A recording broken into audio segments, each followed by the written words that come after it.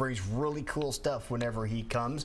And we just have some great collectibles here. But before we get going, I want to mention something. Last week, end of last week, they met with Pete Rose to talk about reinstating Pete Rose. And he made a statement. He and his agent made a statement to the commissioner. And the commissioner basically said they're going to be looking at everything. They will have an answer by the end of the year. Pete Rose stuff, any autographed Pete Rose stuff, is it worth anything? Yes. The thing with Pete Rose, he's like Bob Feller. He signs everything. So he's everything you can get a ton of his stuff autographed. But yes, it will definitely increase the market. Pete Rose has always had a fan base. People believe that he should be, and obviously over 4,000 hits, he should be in the Hall of Fame. Okay. And that's the trend, and hopefully they do go that route. I think he's served his punishment for what he did. So okay, so we had to ask that because we have a lot of stuff here, baseball and football related. JCD and hobby. So if you have a hobby when it has to do with sports, this looks like a great place to check out right now. Yeah, that's what we expand on the hobby. It's what I'm interested in. Just because it's not your hobby, it's my hobby. I'd love all this different type of stuff. And sport cards is something that I was passionate about as a kid. The market's definitely gone in a different direction from when I collected in the 70s. Started with baseball cards. Yes, and now all that stuff in the 80s and 90s, they made so much of it that it watered it down where it's worth virtually nothing. So give us some examples of what you got. Well, back in the 80s, Wade Boggs' rookie card was a hot card. This card is $10 now. Now they've gone to where they actually authenticate it and grade it. Right. Since this is a Gem Mint 10, it's $275. Okay. So they've gone to So it depends on the grade, if it's been authenticated. Condition on the card, yes, and that's where everything's gone to. So all that stuff is worth cardboard is kindling now. Okay. This stuff, now that they've actually started doing this with some of these rookies from the 80s and 90s, you can actually make a little bit of money on that stuff. The other market has gone with the 50s and 60s stuff. This is where the collectible stuff has gone into. It's the 50s Mickey Mantles, the Ted Williams and stuff like that. Right. Everybody wants it graded. This card right here at a 5.5 is $400. $400 What's a good grade? 8 to 9. I had that same card in an 8. I sold it for $2,800 in 2 days. Wow. Really? So it's all condition sensitive. This is where the market's gone to. And it's gone to another extreme with the hobby collecting. You used to buy baseball card packs for 25 cents and 50 cents. And a piece of gum. And a piece of gum, yeah. Now, $100 for one pack of cards and you get 3 cards in it. No way. Yep. 100? 110, 125. But the catch is, you're going to get guaranteed authentic autographs or jersey cards in there. So like this is a printing plate of Julio Jones, 1 of 1. Okay, so if you're into fantasy football, you had a heck of a day yesterday, man. If you had Julio Jones. Yeah, he scored you 30 points. Yeah, he got you 30 points yesterday, which is unheard of. So.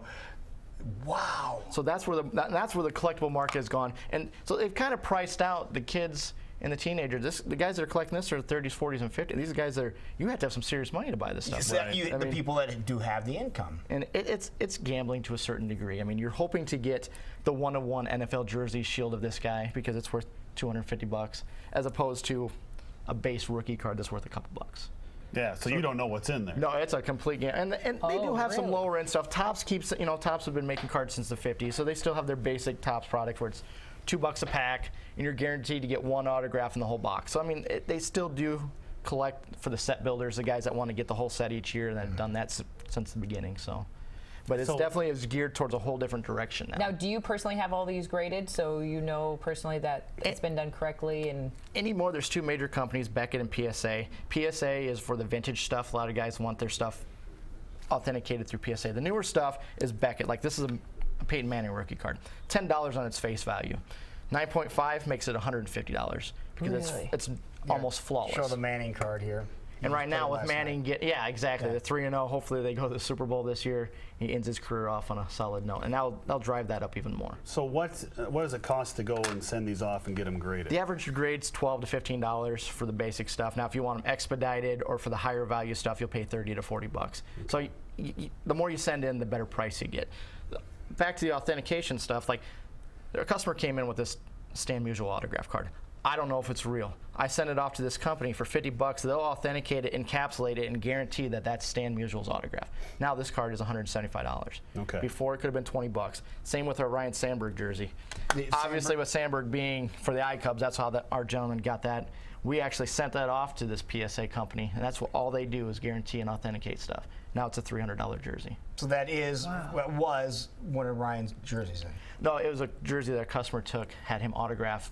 So that's his autograph. And that It's his makes au- it that That worth makes that sense. much. Okay. What if a guy comes in and here I've got a photo of him signing it for me, and That adds a little bit to it, but you still want to send it off because these companies, there's only 3 or 4 major companies that will, Beckett, PSA, that will authenticate this stuff, and everybody believes it. I mean, Right. like 80% of the stuff that's on the eBay, we do a lot of eBay. I put a lot of this stuff on eBay, but 80% of that stuff that's out there that's through these third-party authentication companies, the FBI said it's fake.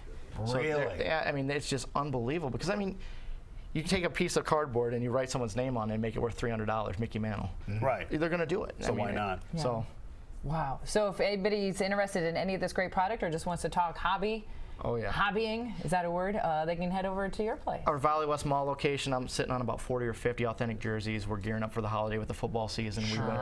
We went and just got JSA and PSA and got a bunch of authentic stuff out there. So what's worth sending in to get graded and what's not? The Hall of Fame guys, anybody's a Hall of Famer. I mean, even the 80s and 90s guys, Randy Johnson autograph, Wade Boggs, Mickey Mantle, any of that type, Hall of Fame. You can't go wrong with that stuff. That's what I tell people when they collect stuff now. It's all about the rookie card, the rookie card. No, you want the guys like Peyton Manning, he's going to the Hall of Fame. Tom Brady, he's going in the Hall of Fame. Those are the type of guys that I'm going to collect and go after. Okay. Now, do people really? If somebody buy, now this obviously is what you tell your wife. I'm buying this because this is going to be worth money someday, and this will end up sending my kids to school.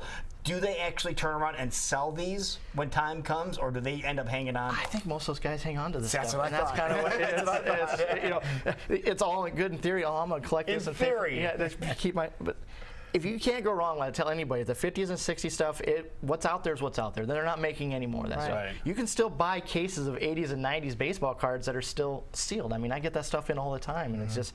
That stuff will, unfortunately, I hate to break everyone's heart, will never be worth anything. Will people even buy anything that's not graded anymore? With the autograph stuff, it's kind of tough. A lot of these companies are like this. They will because it is guaranteed through this company that makes this card. So Good. Panini and Topps, they guarantee it 100%. Now the autograph, if someone came in and said, I got this person an autograph, I'm really skeptical. I'll match it up with other samples that I have, and then I send it off. I don't sell anything unauthenticated. I send it off to PSA, and I've been burned many times. I mean, it's $100 to send a Mickey Mantle autograph in. I've had 4 out of 8 that weren't real. But you know they're not real then. Yeah, and then I get you just shred them up and you just count your. But the ones that are real make up for the ones that aren't. As long as at a 50-50, you'll still come out ahead. But the stuff you sell is authentic. I make sure that it goes to PSA, That's JSA, what's or one of the important 5 now. major companies. I mean, it's just not worth the risk or the reputation of selling something out there that doesn't have enough. All right, so you're over. What's your location? Tell everybody where you guys are located. Valley West Mall on the upper level. We've got a nice shop out there with a ton of the memorabilia out there, and then on Okay, south, so you go into Valley West Mall, walk in the main entrance. Which way do you turn? we're by Yonkers, where the old Walden Books used to be. Got it. So Perfect. What's your favorite piece you have in your personal collection? I don't really have a personal collection anymore. I bring it all. I consider all this mine. It's the thrill of the hunt. Once I get this, I want to get it, and then how fast can I move it? That's Really? It's Okay. like I said with the Mickey Mantle, I got an 8. I was really excited to get that, and then 3 days later, I sold it for $2,800. So I was like, That makes you even more excited. yeah. So then I can go get more. So since this is kind of your collection or your hobby that you do in your store, what's a piece you see in the store right now that you're like, oh, That this is I'm what people excited need, about? Yeah, that people need to pay attention The to. Mantle stuff, like I said, I Mantle. don't see Mickey Mantle stuff it's the cream of the crop. It's the 50s. And everybody, that's what Ted Williams stuff's pretty good too. Now Yogi Berra stuff is going to start. You're going to start to see an incline. His autographs were in that $50 to $75 range. Now they're going to $150 to $200. Yeah, I heard he's not signing much anymore. No, unfortunately, he won't be signing anything. But his stuff, again, he signed a ton of stuff, so there is a lot of it out there. But like I said, it's the thrill of the hunt for me. How fast can I get it, and then how fast can I get rid of it? There So you go. right. All right, so go check it out, folks. Well, good job, man. Thank you so much for coming in. I appreciate you guys having me on. All right, it is 8:50.